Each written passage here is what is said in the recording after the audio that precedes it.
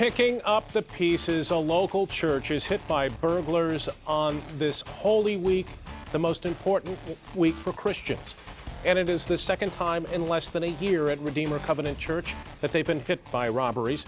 24-Hour News 8's Joe LaFerge is taking us inside the church and showing us how this could end up being a positive for the congregation. It's pretty obvious they got in by breaking through this glass window. Then they made their way into the outer office and then got into the business office by breaking out a glass panel. They were probably looking for money. They didn't find any because they don't leave cash in the church.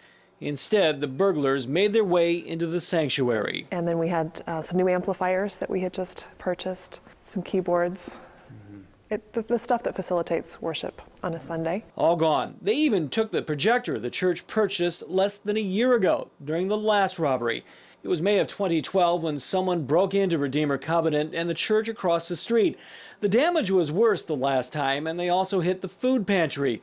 We told you about that burglary, too. We began receiving donations from all over the community who heard the story and then were moved to share. And so there were good things that came out of something that was really hard. And they're hoping for something good to come out of this robbery.